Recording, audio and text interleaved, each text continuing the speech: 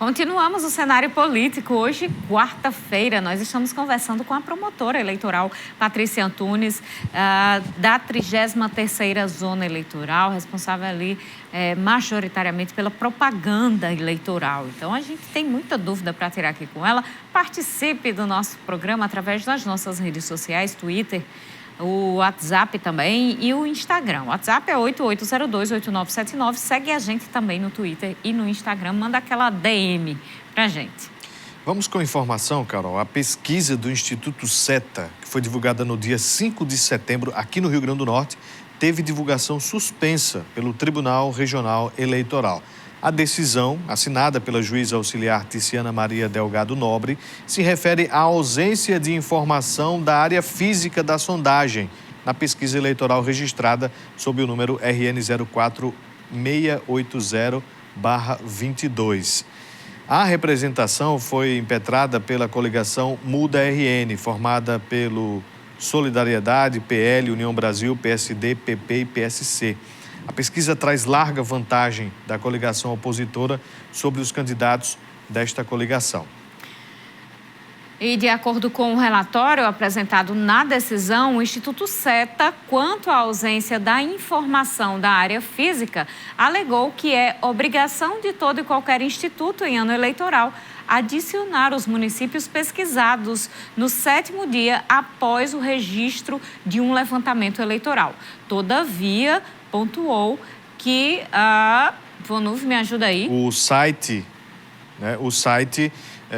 apresentou instabilidade no dia 6 de setembro deste ano de 2022, 7º dia após o registro. Portanto, o dia determinado para a inclusão das cidades, o que impediu a inserção dos municípios pesquisados.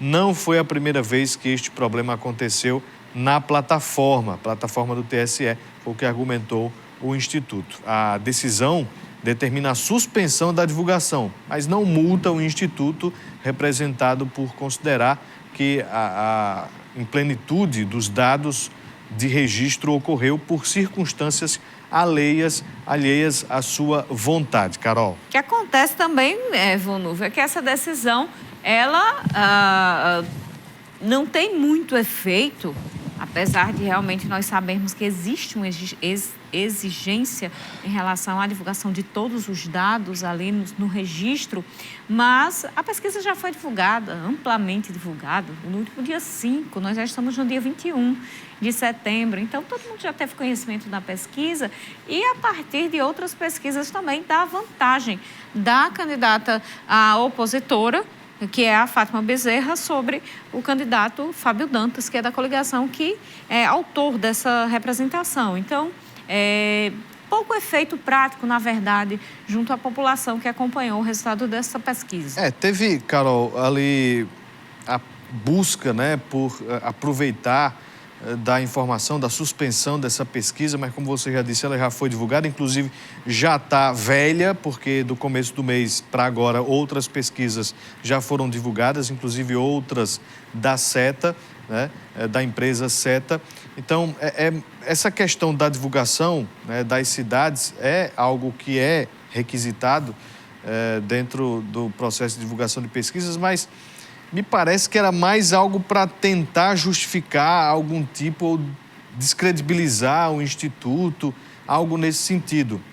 O próprio candidato Fábio Dantas, que postou um vídeo ontem falando que determinado instituto estava dando peso 2 para as respostas em tal faixa salarial, enfim, não entendi muito bem, mas existe agora uma situação que busca descredibilizar esses institutos. Agora, não sei se isso vai repercutir positivamente para esses candidatos. Pois é, eu acho que tem pouco efeito, como já afirmei aqui, e essa questão foi mais uma questão formal.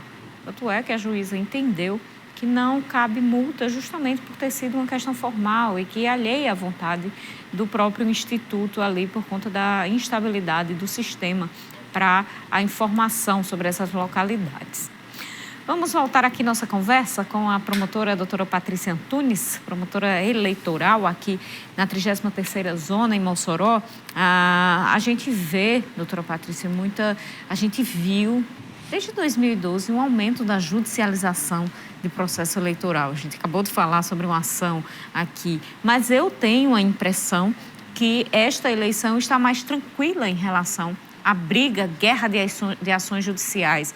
A campanha parece que não está acontecendo muito no âmbito jurídico. É realidade?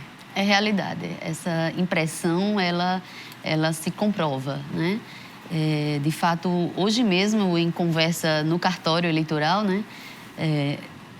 Essa foi a impressão que eu tive e, assim, isso em decorrência de quê?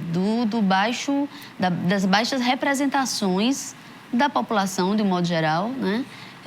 Quanto ao desenvolvimento da campanha eleitoral, né?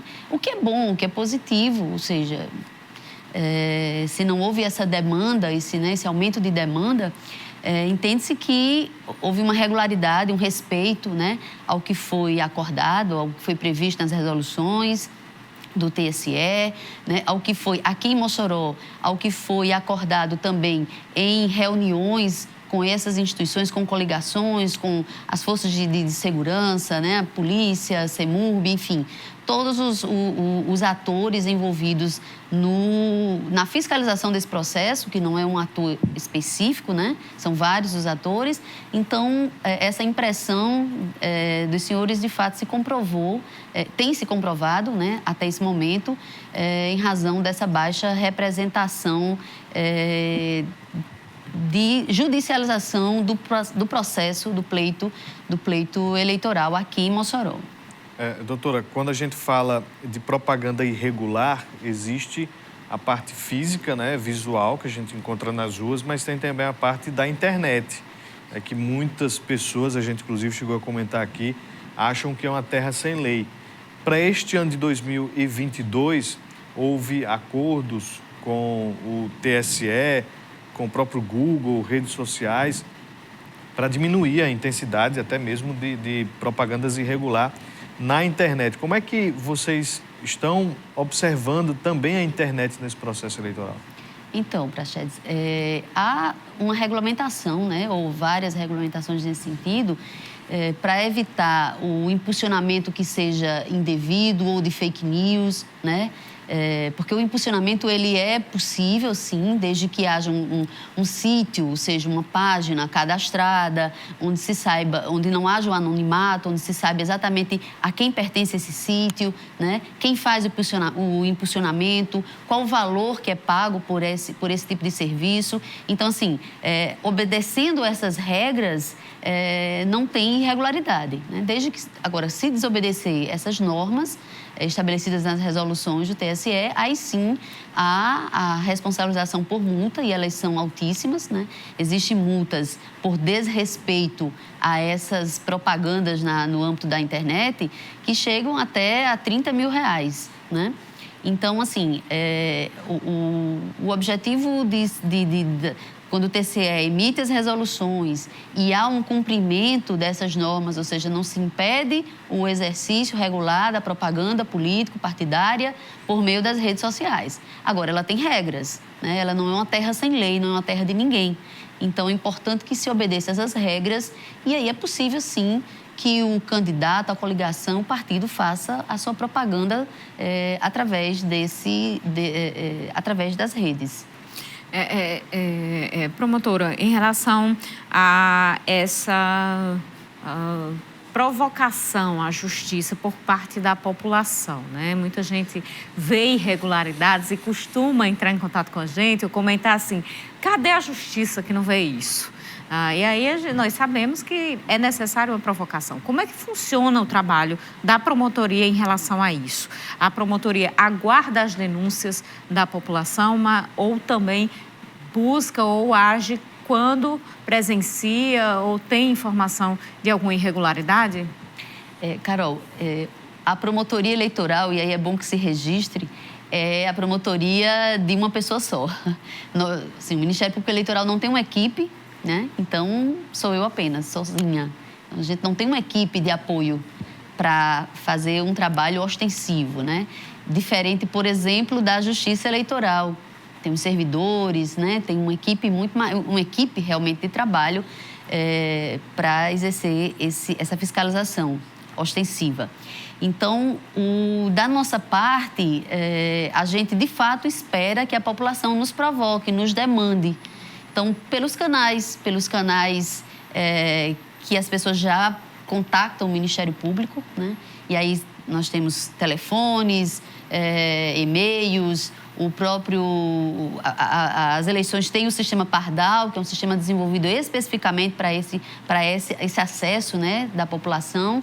Então, de fato, o trabalho se desenvolve da parte do Ministério Público, aguardando as representações. Claro, isso não impede que, de ofício, hajamos, mas, de um modo geral, ou na maioria das vezes, em razão da falta dessa estrutura, o trabalho ele desenvolve aguardando essa demanda, essa provocação da população, do cidadão. Doutora, o compartilhamento, eu falei da minha questão sobre a internet, mas o compartilhamento de conteúdo sabidamente falso, né, e que busca prejudicar determinada candidatura, isso a gente vê circular muito, né, pelas redes sociais.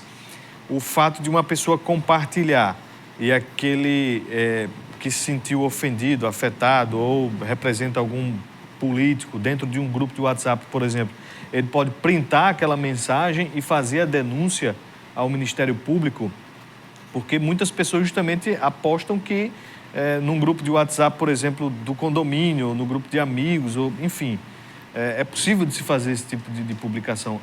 Como é que é possível de agir diante disso? Olha, aí a gente entra no âmbito da prova, né? Ter conhecimento que a informação não é verdadeira, né?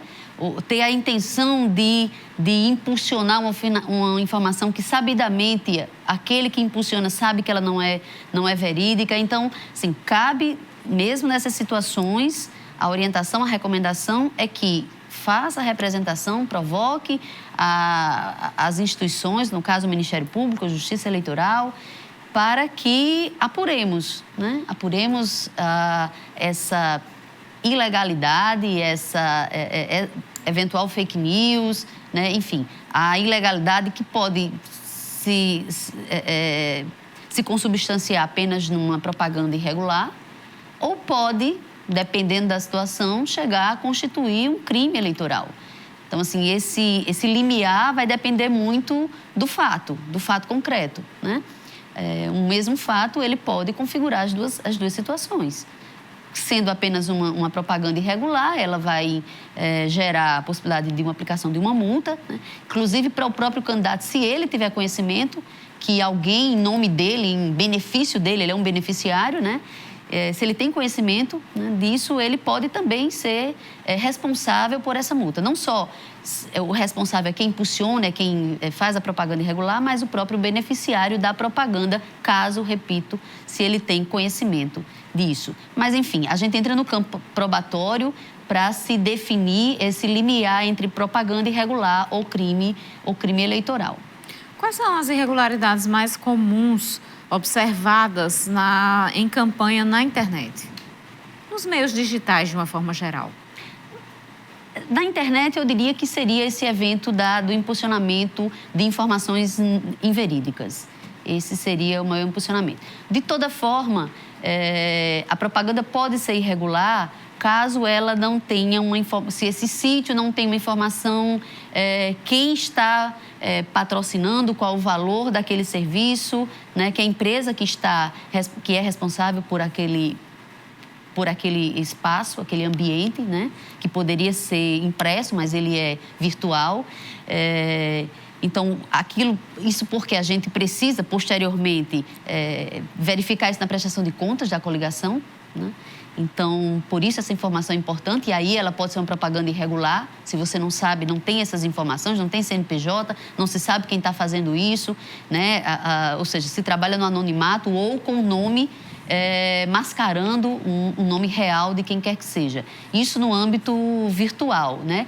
No âmbito presencial mesmo, o que a gente percebe com maior frequência são fotografias, por exemplo, fotografias, né, de candidatos que fogem do padrão estabelecido nas resoluções. Então, há um tamanho que não é permitido. E aí, essa semana mesmo, aconteceu aqui em Mossoró de retirada de propaganda que estava além do tamanho permitido, né? Que é 50 por 40, e quando num campo visual se percebe que ali tende a querer aparentar um outdoor, ou seja, ele foge desses padrões. Assim, um tipo de propaganda irregular muito recorrente, né? Essa imagem, né? Física, imagem em papel do candidato. Vamos então fazer mais um intervalo. No próximo bloco a gente volta e continua a nossa conversa no cenário político de hoje.